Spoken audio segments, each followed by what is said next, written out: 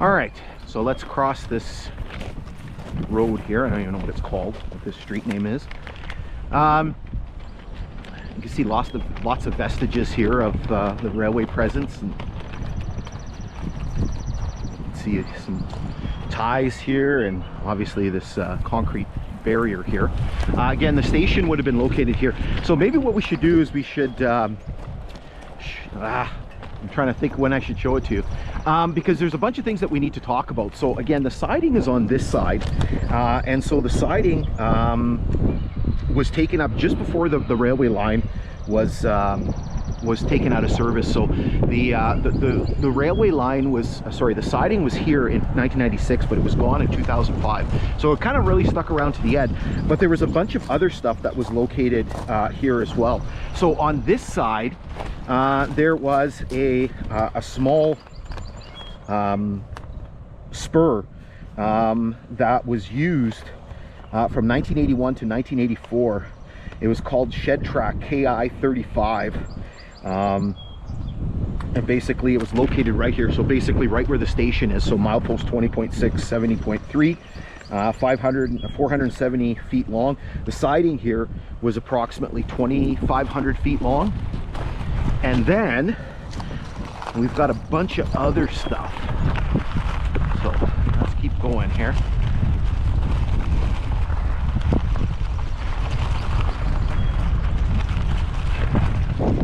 Make sure the dog is with us.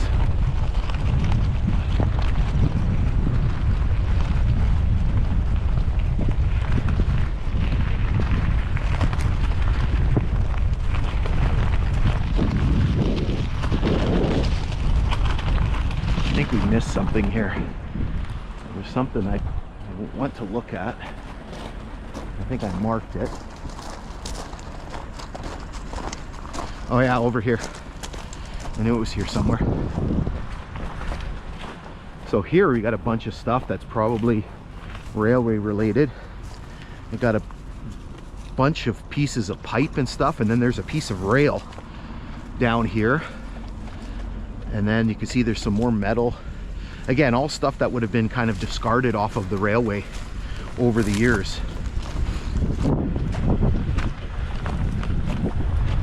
All right, let's get going here again. Now, something of note here that you'll see.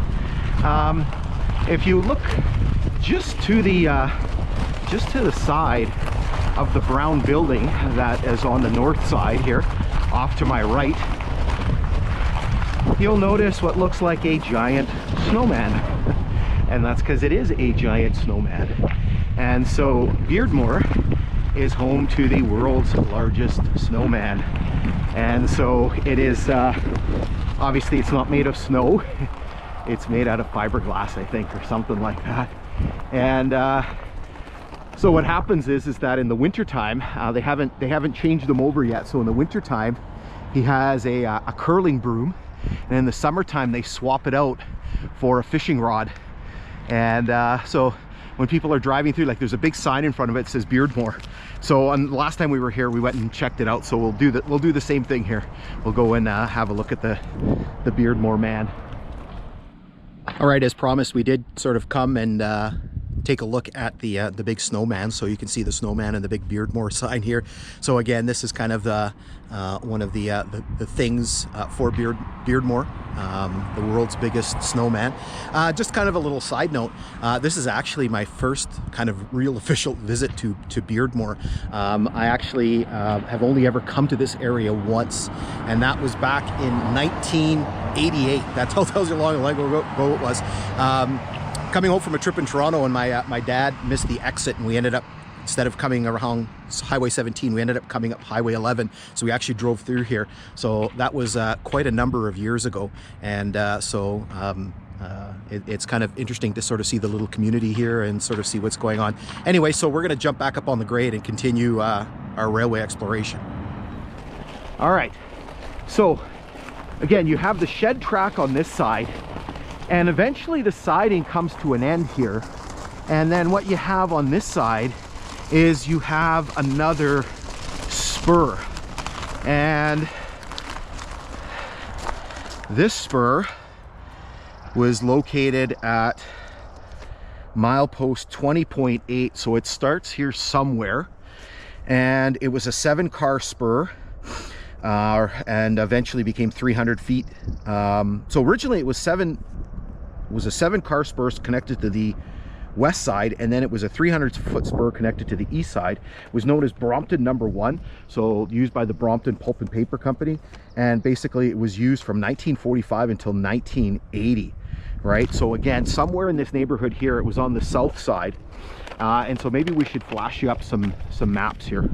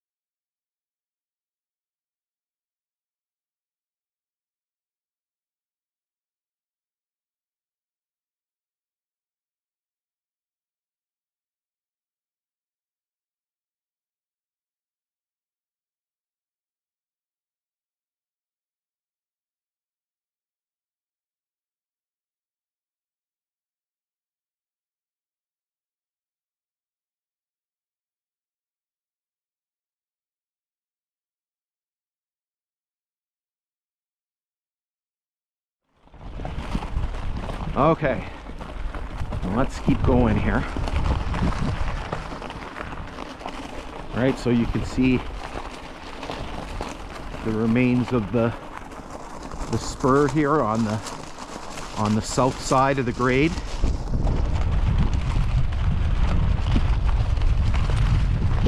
Now we're coming up to the highway crossing.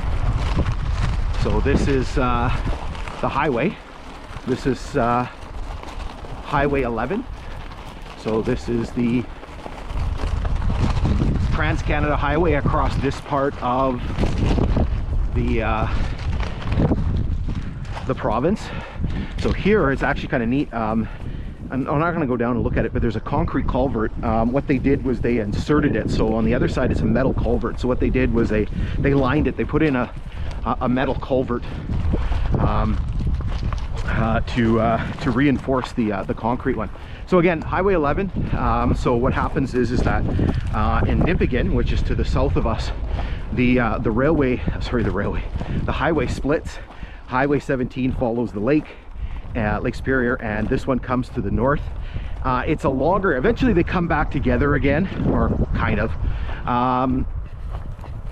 This route to go to Toronto was longer, but it's the route that's preferred by the truck drivers because it's flatter. Along Lake Superior, there's a lot of crazy, Luna, come here. There's a lot of crazy hills, and so there's a bit here at the beginning, but eventually it starts to flatten out. So again, lots of transport traffic here. So we're going to make our way across. I'm going to put a link in the description, so you can go to the link in the description. And what you're going to see is you're going to see a link to a 2009 Google Streetview, and the rails are still in place because the rails in this area were not pulled up until 2010. So you can go and have a look at that. It's kind of neat to see the rails still here. Okay, so we made it across. We're just going to keep going here a bit. Make sure the dog don't get run over. There's a reduced speed here through the city, but you know, the people still go pretty quick. All right, so you can see back, you can see the snowman over there. All right, so we've got yet another thing happening here. Let me pull out my cheater notes. So at milepost 21, or 70.7, we had a flag stop that was established here in 1929 called the Gold Mine Camp. And then in 1944 to 1955, there was a 20-car spur that was connected at the west end that belonged to the Brompton Pulp and Paper Company again. It was known as Brompton #2. So that was in use from 1944 until 1955. So again, it's just right here beside the right here beside the grade. So let's go a little further here, make sure we got the dog with us. So right here. So maybe what I should do is should flash you up some maps here.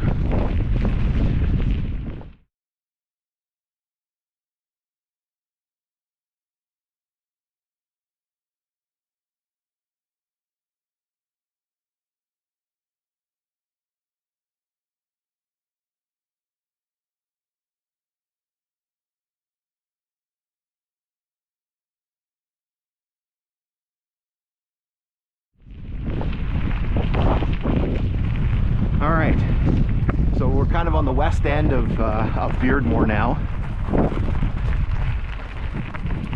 The ballast here has been pretty flattened out, which is nice, which is good for Luna. So again, this siding would have been right beside us here. You see bits of tie and stuff like that all over the place here.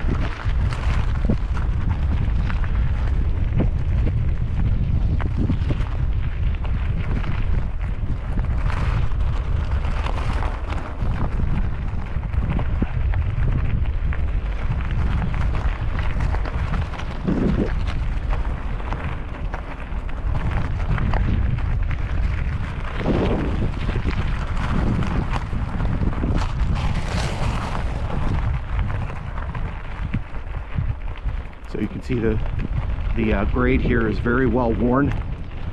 Basically, you can use this to ride all the way down to Thunder Bay if you wanted to. Well, not quite.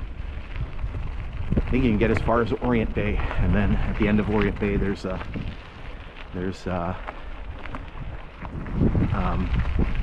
of the barricades are still in place, so you can still see bits of ties and things like that that are here.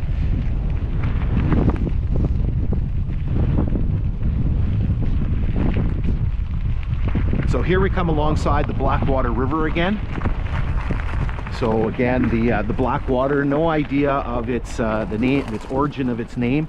I'm guessing it's indigenous, right? So probably describing the appearance of the river, very dark, lots of tannins in the water.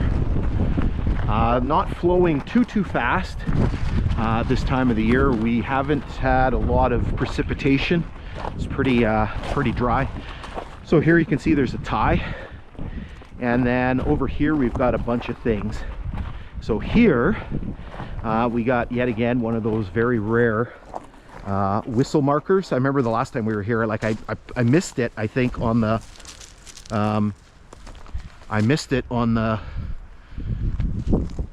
the way east. I lost my piece of paper. That's okay, because we've talked about everything, and who knows where I dropped it. So I missed it on the eastbound trip, but then I saw it coming back. So again, here's the whistle marker. So again, that's for the crossing. That's over here, and then over here you can hear water running. And so what we have is we have a concrete culvert. You can see there's been repair work that's been done. You can see all of the rock that's been kind of thrown in here. So it may have suffered some damage at some point. So let's go down there and take a look at it. Okay, so we've made our way down on the east side of the grade. You can still see there's a bit of snow and ice still here in this creek bed. So what we have here is the culvert, and it is one of the older style concrete culverts. It's actually in pretty good shape. Sometimes we see these things all kind of deteriorated and displaced and things like that. This one's actually in pretty good condition. I'm just going to slowly work my way over here. The ice is, as you can imagine, very slippery. So you can kind of see the top part here. You can see kind of all the rock fill that's been dumped in. So obviously this was kind of a problematic spot. But again, seems like it's working a-okay here. So we're going to jump the grade and go take a look at the other side. Okay, we've made our way down on the west side, and so just behind us here you can see the little stream here, the little creek emptying into the Blackwater River. You can see some of the homes here and in Beardmore. And then so here you can see this other side of the culvert. Not too bad shape. Little bit of an issue up here, and I think it has to do with the kind of washout that's kind of going on here. I apologize, we're kind of shooting right into the sun here. There's not much I can do about it, but basically you can see there's kind of a big washout, and right here the segments between the concrete culverts have been kind of exposed and slightly disjointed. But other than that, probably one of the better concrete culverts that we've seen. Usually these ones are a bit of a disaster. Okay, so we're going to jump up on the grade and we're just going to continue heading our way to the south.